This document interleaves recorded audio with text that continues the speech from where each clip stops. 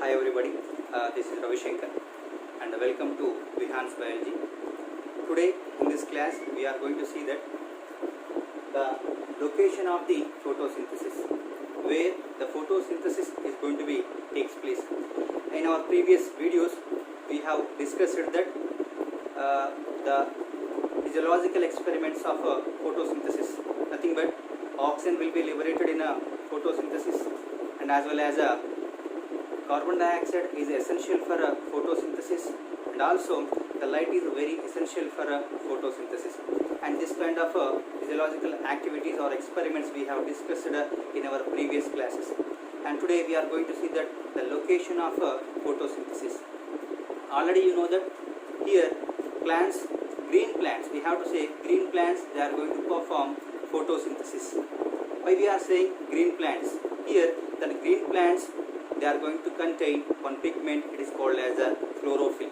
Okay, and that chlorophyll, it is one pigment, it is going to be present in one cell organelle, that is nothing but chloroplast. And already you know that the chloroplast is nothing but one cell organelle, it is going to be present only in a plant cell.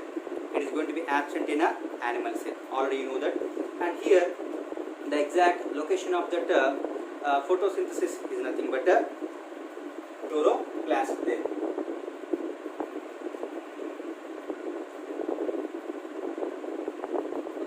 Chloroplast is the exact location of photosynthesis. And when we see the structure of that chloroplast there, and actually this chloroplast is nothing but one membranous structure.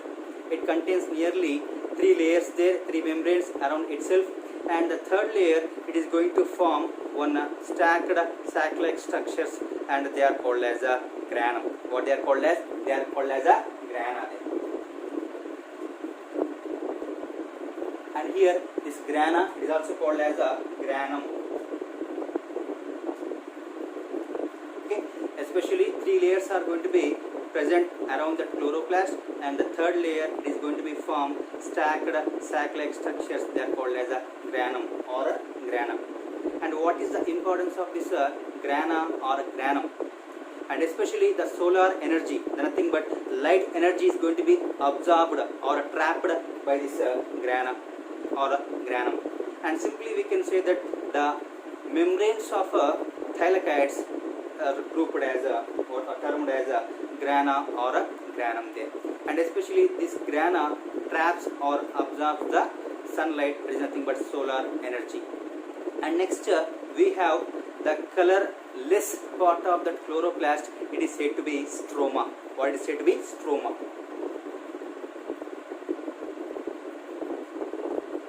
Here the colorless part of the chloroplast is said to be stroma there. Okay.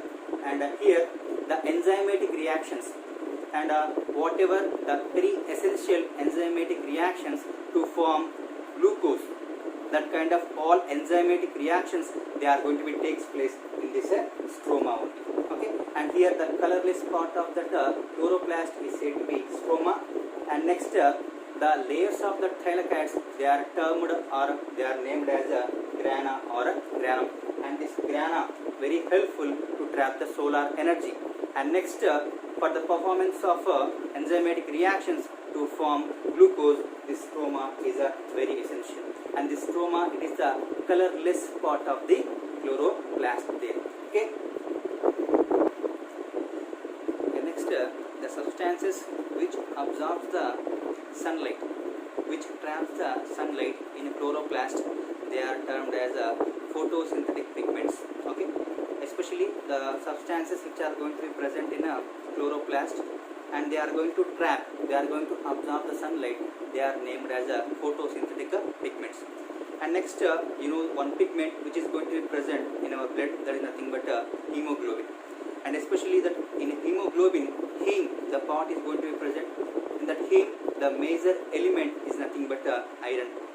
And same here, especially in a chloroplast, we may observe one pigment, it is named as a chlorophyll.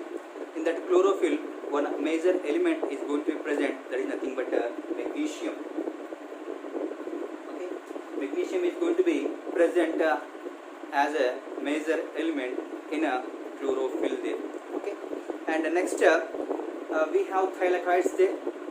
Okay, and mainly in the thylakoids of that chloroplast, mainly two types of chlorophylls they are going to be present, and they are said to be chlorophyll A and chlorophyll B.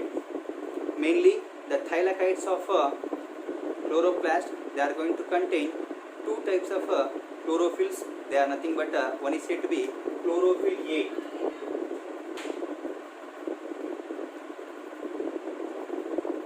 One is said to be chlorophyll A, and the second one is said to be chlorophyll B. Here especially the formula of that chlorophyll A is C55H72O5N4Mg. Okay, and this is the chlorophyll A formula, that is C55H72O5N4 and Mg.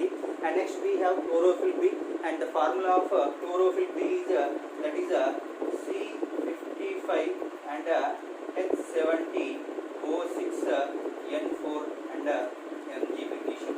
And here we have the formulas of chlorophyll A and as well as chlorophyll B here. And chlorophyll A C55H72O5N4 and magnesium. And here we have chlorophyll B, that is a C55H70O6N4 and Mg. And especially this chlorophyll A, it contains a blue-green color. Color. And next we have this chlorophyll B, it is going to be appear in a yellow-green. It is going to be appear in a yellow-green. Here this chlorophyll A, it is going to be present in a blue-green color. Next this chlorophyll B, it is going to be present in a yellow-green in a color there.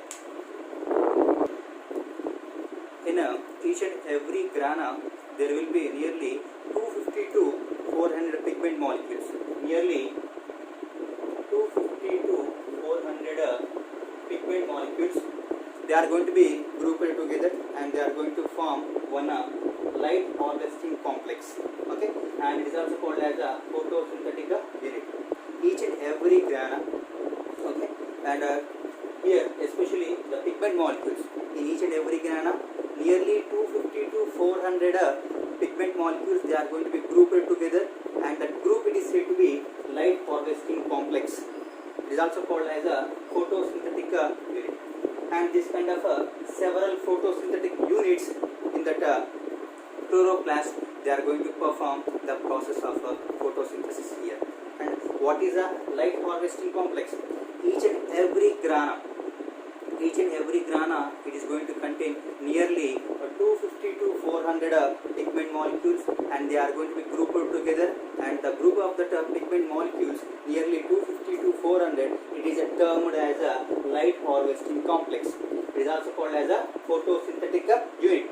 And these photosynthetic units, they perform the major reaction in plants, that is nothing but photosynthesis there.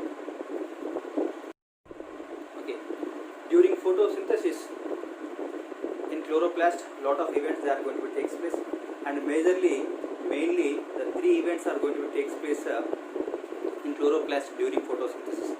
And one is said to be, the first one is nothing but here the conversion of light energy into chemical energy. This is the first event which is going to take place in photosynthesis, the conversion of light energy into chemical energy. And the second one is the splitting of water molecule, that is nothing but the hydrolysis of water. And the third one, that is nothing but here reduction is going to take place. That is nothing but carbon dioxide will be converted into carbohydrate. And mainly these events, they are going to be takes place during photosynthesis. Here the first one is what? Light energy is converting into what? Chemical energy. Light energy will be converted into chemical energy, and this is the first event which is going to take place in photosynthesis. And next the second event is nothing but here the splitting of what? The splitting of water molecule. This is the second event.